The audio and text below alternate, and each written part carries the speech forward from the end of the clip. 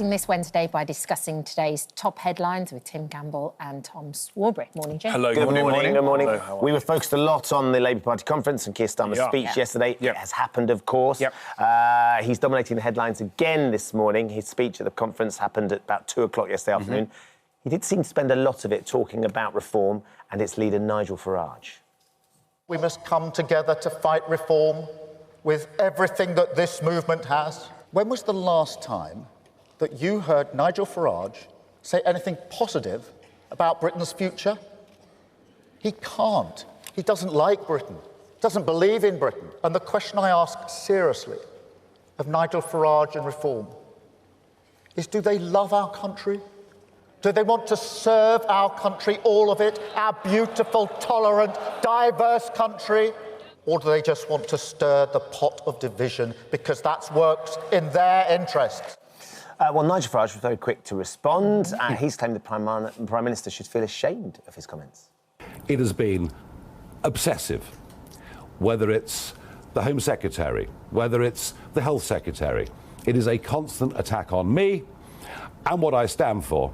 This is a desperate last throw of the dice from a Prime Minister who's in deep trouble. He does not believe in Britain. He does not believe in the Britain that most of you out there believe in.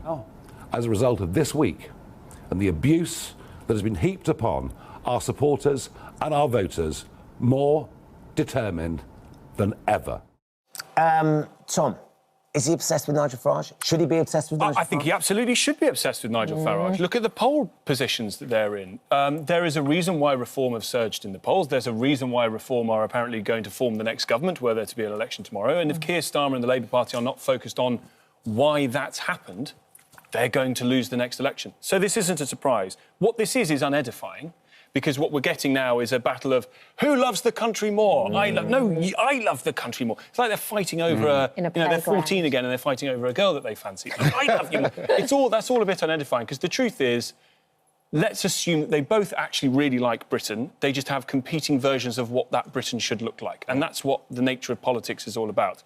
And what we're heading towards is a sort of American-imported WWE style of politics, where we get sleepy Joe Biden from Trump, or crooked Hillary, and now we're getting Farage boats or two-tier Keir and that kind of thing. So this is a sort of making up of a more TV showbiz world of politics that I think is deeply unedifying, that doesn't really work for people, because what they want I disagree. I don't think Sir Keir should be focused on Nigel, because the reality is that in business, what you do is you never talk up your competitor. You don't mention their name because you give them free publicity, and he lives and breathes off that. And the reality for me... That just seemed to me to play straight into Nigel Farage's opportunity to do his own... It's the playbook. You had an opportunity to talk up the country, to talk all the... He did, but what got the headlines? Nigel Farage, because you mentioned it more than you mentioned the education reform. You mentioned it more than you did in terms of the NHS, all the good stuff, getting more vocational education, getting kids to focus on a different pathway.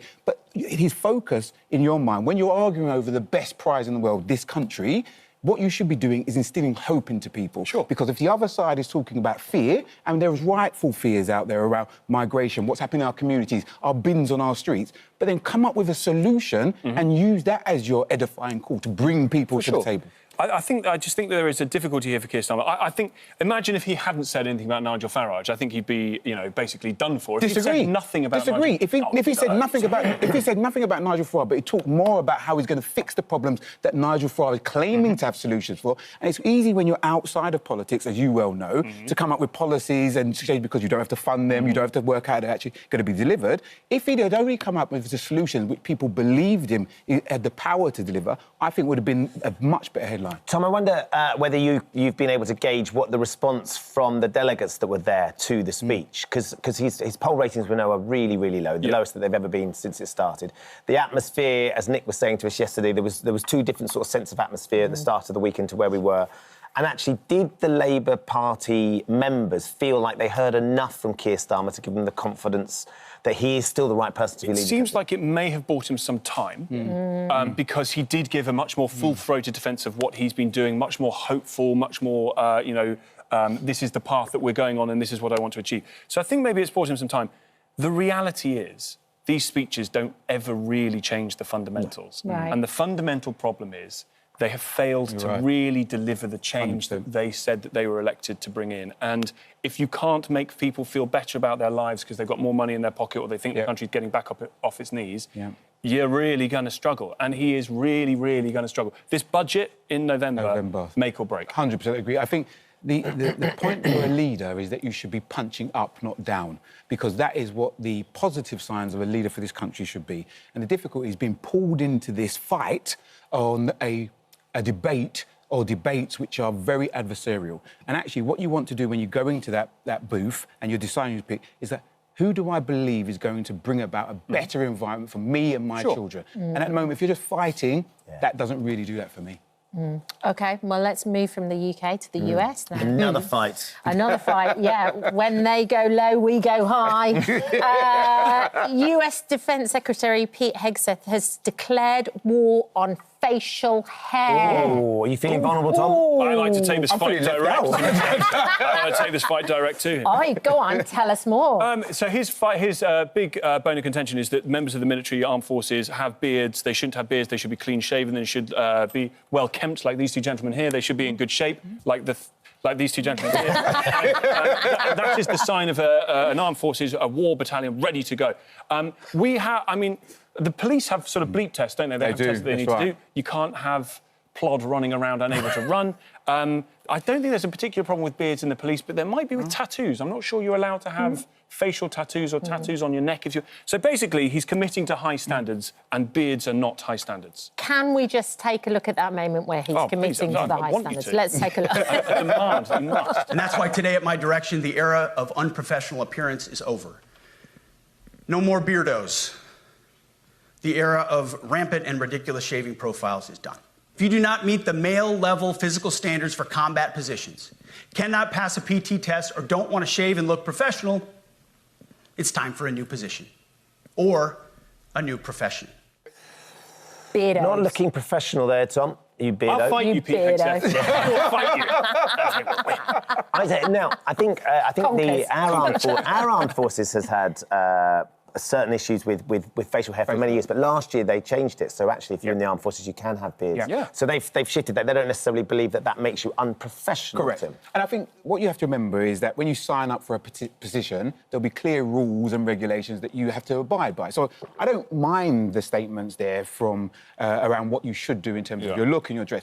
And the history of it is that if you were wearing a gas mask, if you had a beard, it would break the seal. So actually, that's why you have to be clear. So it was a safety thing. So I understand. Was it? But so we're safer than you are, Tom. Well, there you go. Well, let's see you in the foxhole next time. Should stand above the clouds. Yeah, it'll be all right. It'll be sorted. But I think the reality is that when we're thinking about our military or our police force, we do want them to be fit. I don't think that should be a barrier that you should lower, because if we need to enhance recruitment, lowering the standards of fitness, I don't think that's the parameter you want to look at. You want to look at flexible working, different patterns of work. That may be more modified. In terms of beards, is it going to make you better as a police officer or not? It may make you look more alluring because you've got a fair fan club following you with your... Yeah. Don't forget Tom Selleck and Magnum. I mean, that was some serious... Listen, guys together, you're trapped in a foxhole, there's hellfire raining down. You don't care if the guy next to you's got a beard, do you know what I'm saying? True. You just want to get the hell out of there, yeah? Guys? I'd rather Tim went first. I'll direct it from the... And then we'll talk about it after. Exactly. Let's talk about a LinkedIn study. I'd love to get your thoughts on this, Tim, because, of course, you come from this world. Yes.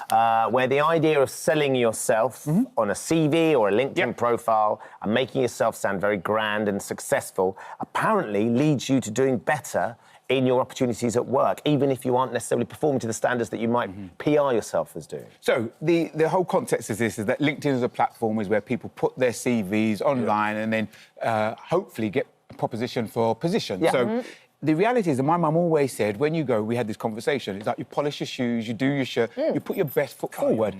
She's very smart, very smart, very Good all smart. done with a mum like that. Well, hopefully we've got lots of people in our community to help her. But in terms of the job market, what you want to follow with the fluff on the outside is substance on the inside. And the difficulty is that if we are putting lots of our CV through large language models like ChatGPT and others and inflating the words on those things, actually, when you come to the interview, you may get found out. And LinkedIn is like a shop window.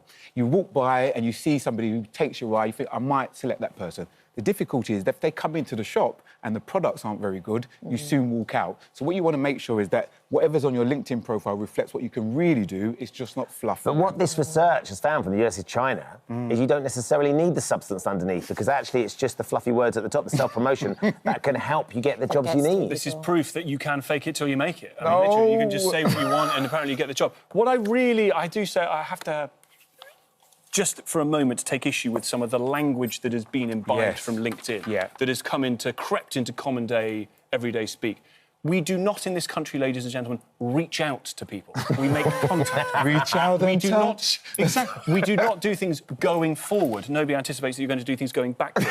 This the whole sort of... We do things from the get-go. We do things from the get-go. Do you know what I mean? But this whole sort of... It's like AI algorithmic language, and we've stripped out personality, we've stripped out character, we've stripped out poetry, and we're now just speaking like a LinkedIn profile. In buzzword bingo land. Buzzword bingo land, but buzzword bingo land gets you the job you want, even if you aren't good enough for it. Just say those words and apparently you can walk into any job you like. It's an extraordinary.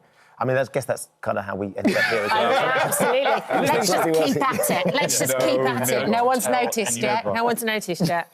Oh, hello. Thank you, Jan. Thank you for visiting our This Morning YouTube channel. We upload tons of new content every single day. So hit the subscribe button, like all the videos, and don't miss out. We'll see you in the morning.